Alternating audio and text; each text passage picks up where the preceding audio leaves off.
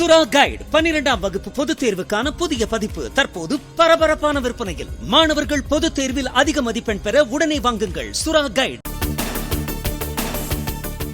12 மாநிலங்களில் உள்ள 94 தொகுதிகளில் விறுவிறுப்பாக நடைபெற்று வரும் 3ஆம் கட்ட மக்களவைத் தேர்தல் வாக்குப்பதிவு. காலை 7 மணி முதல் ஏராளமானோர் வரிசையில் நின்று வாக்களிப்பு. 3ஆம் கட்ட மக்களவைத் தேர்தலில் காலை 11 மணி நிலவரப்படி மொத்தம் 25.41% வாக்குப்பதிவு. குஜராத்தில் 24.35%, கர்நாடகாவில் 24.48% வாக்குகள் பதிவானதாக தேர்தல் ஆணையம் தகவல். அகமதாபாத்தில் ஜனநாயக கடமையை ஆற்றினார் பிரதமர் மோடி. மக்களின் வரவேற்பை கையசைத்து ஏற்றுக்கொண்டு நிஷான் மேல்நிலைப் பள்ளி வாக்குச்சாவடியில் வாக்களிப்பு. அகமதாபாத் வாக்குச்சாவடிக்கு வெளியே தம்மை கோட்டோவியமாக வரைந்து கொண்டு வந்து காட்டிய சிறுமியை பாராட்டி ஆட்டோகிராஃப் போட்டு தந்த பிரதமர்.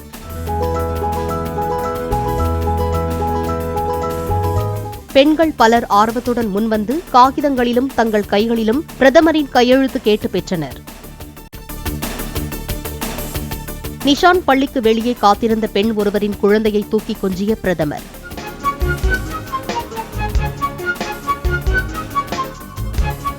பெண் ஒருவரின் விருப்பத்துக்கு இணங்க தமது கையில் ராக்கி கயிறு கட்ட அனுமதித்த பிரதமர். வாக்களிக்கவோ மற்ற பணிகளுக்காகவோ வெளியே செல்பவர்கள் அதிகளவில் தண்ணீர் குடிக்க பிரதமர் அறிவுறுத்தல். உடலில் நீர்ச்சத்து குறையாமல் பார்த்துக் கொள்வது ஆரோக்கியத்திற்கு நன்மை பயப்பதுடன் உடலுக்கு ஆற்றலையும் வழங்கும் என கருத்து. குஜராத்தின் அகமதாபாத்தில் உள்ள வாக்குச்சாவடியில் குடும்பத்தினருடன் சென்று வாக்களித்தார் உள்துறை அமைச்சர் அமித் ஷா. மனைவி, மகன், மருமகளுடன் வரிசையில் காத்திருந்து ஜனநாயக கடமையை ஆற்றினார்.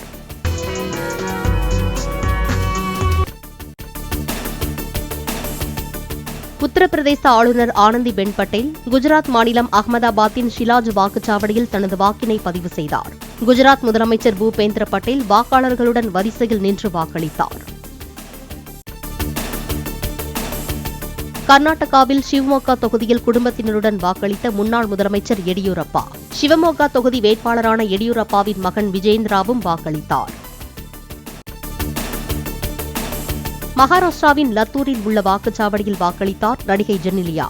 கணவரும் நடிகருமான ரித்தேஷ் தேஷ்முக்குடன் இணைந்து வாக்கு செலுத்தினார். அசாமின் துப்ரிகேட் பகுதியில் படகுகளில் சென்று வாக்களித்த மக்கள் ஆற்றை கடந்து ஆர்வத்துடன் ஜனநாயக கடமை ஆற்றினர். தமிழக அரசின் திட்டங்கள் பற்றி தாம் சொல்வதை விட பயனடைந்தவர்கள் சொல்வதை உண்மையான பாராட்டு என முதலமைச்சர் ஸ்டாலின் கருத்து. மக்களின் வாழ்த்தும் புன்னகை அரும்பும் முகங்களும் தான் மேலும் உழைக்க தூண்டுவதாகவும் திமுக அரசின் 4ஆம் ஆண்டு தொடக்கத்தையொட்டி வலைப்பதிவு. சென்னையில் சிறுமியின் தலையை கடித்து குதறிய 2 ராட்வைலர் நாய்கள் வெளியூருக்கு இடமாற்றம். மாநகராட்சி ஒரு வாரம் காலக்கெடு விதித்திருந்த நிலையில் உரிமையாளர் இரவோடு இரவாக மதுரைக்கு கொண்டு சென்றதாக தகவல். உரிமம் பெற்ற மற்றும் தடுப்பூசிகள் போடப்பட்ட நாய்களை மட்டுமே அனுமதிக்குமாறு பூங்காக்களின் கண்காணிப்பாளர்களுக்கு சென்னை மாநகராட்சி அறிவுறுத்தல். நாய்களை பொது இடங்களுக்கு அழைத்து வரும்போது கழுத்துக்கு கயிறும் வாய்ப்பூட்டும் கட்டாயம் என்றும் வலியுறுத்தல்.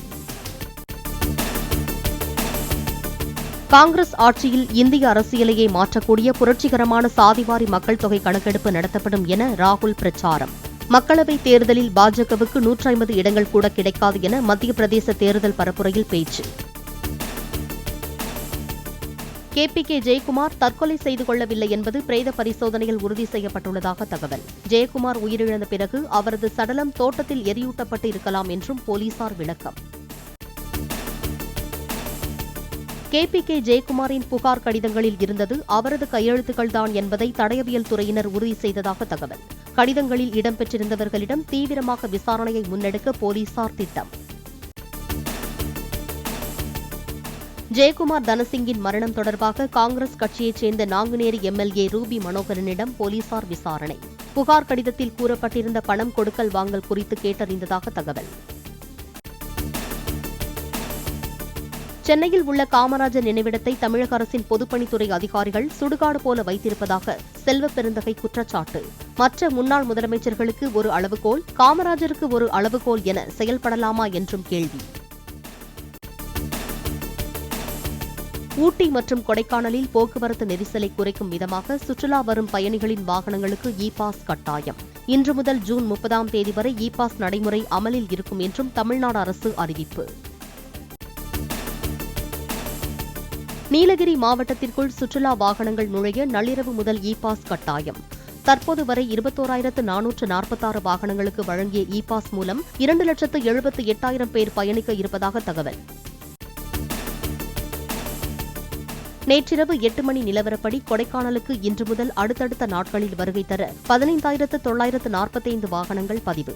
இன்று மட்டும் கொடைக்கானலுக்கு வர 3,792 வாகனங்களுக்கு இ பாஸ் வழங்கப்பட்டுள்ளதாக திண்டுக்கல் மாவட்ட நிர்வாகம் தகவல். இந்திய சுற்றுலா பயணிகள் அதிகளவில் வருகை தர மாலத்தீவு சுற்றுலாத்துறை அமைச்சர் இப்ராஹிம் பைசல் வேண்டுகோள். இருநாட்டு உறவில் விரிசல் ஏற்பட்டதைத் தொடர்ந்து மாலத்தீவு சுற்றுலாத்துறை பெரும் பின்னடைவை சந்தித்ததால் அழைப்பு. பாரிஸ் ஒலிம்பிக் போட்டிகளை முன்னிட்டு உலகளவில் போர் நிறுத்தம் அறிவிக்க சீன அதிபர் ஜி ஜின்பிங் வேண்டுகோள். பிரான்ஸ் அதிபர் இமானுவேல் மேக்ரானை சந்தித்து பேசிய நிலையில் முக்கிய கருத்து. சுறா கைடு 12ஆம் வகுப்பு பொதுத் தேர்வுக்கான புதிய பதிப்பு தற்போது பரபரப்பான விற்பனையில். மாணவர்கள் பொதுத் தேர்வில் அதிக மதிப்பெண் பெற உடனே வாங்குங்கள் சுறா கைடு.